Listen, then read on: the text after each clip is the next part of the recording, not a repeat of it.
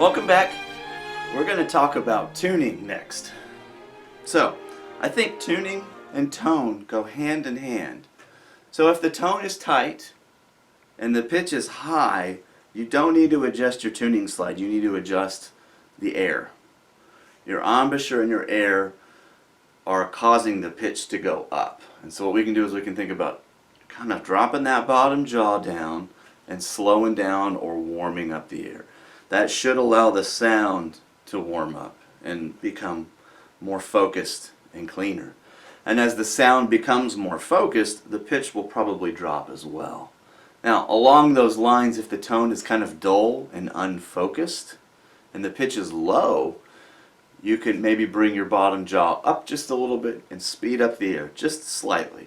And so I can demonstrate this on the tuba, and I have an exercise that's even better for this. But if I blow high on a note, again, it's going to sound pinched.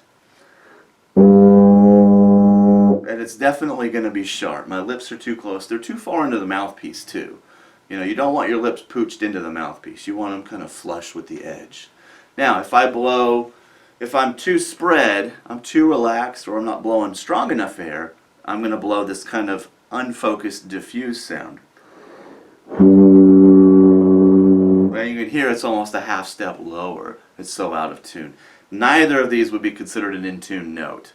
And somewhere in the middle between those is the correct balance of embouchure and air. And you don't need a tuner to find it. Just listen to the tone.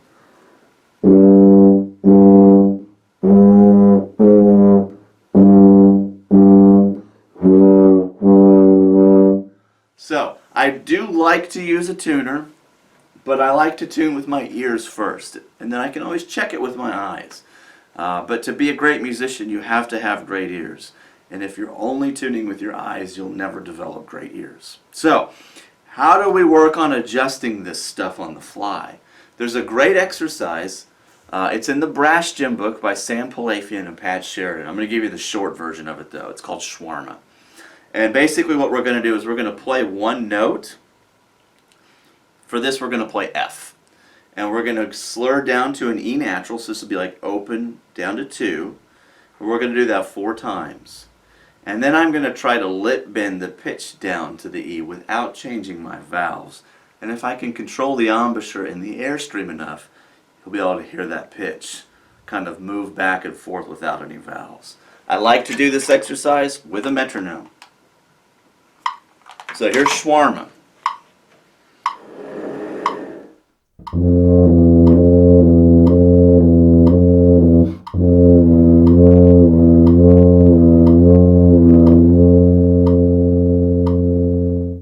And I'll typically go about an octave down. I'll go down to E and do E to E flat, and then E flat to D.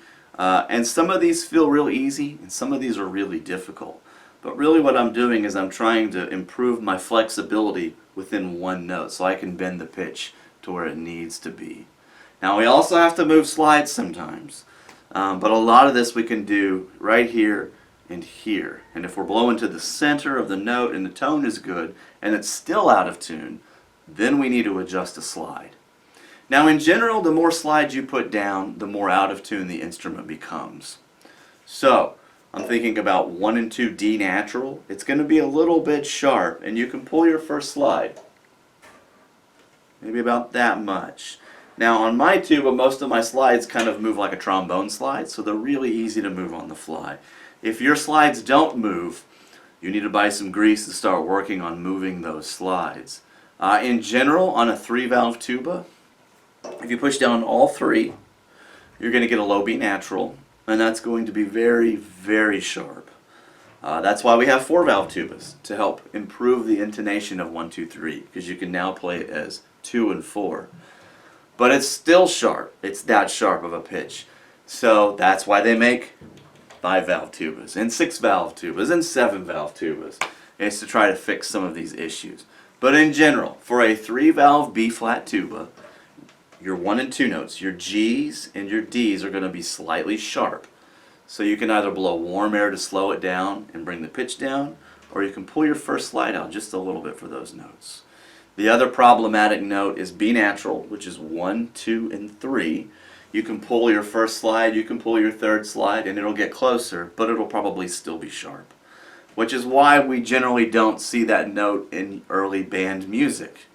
It tends to be in more advanced high school and college repertoire where we have access to tubas with more valves and a little bit stronger intonation.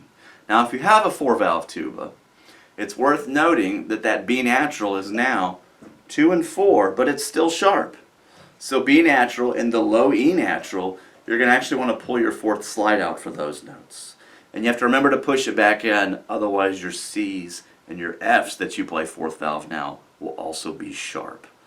So the most important thing to remember in all of this is if something's out of tune, always assume that it's you. Even if it's not, it's great to assume that and to be listening and willing to adjust. And try to adjust the airstream just slightly before you start going and pulling slides. Slides can help, but if the tone is not right, that's the issue. It's not the length of the tuba, it's the air that you're supplying the instrument. This is a daily practice, and the stronger your ears get, the easier it'll be to find these problems. Happy practicing.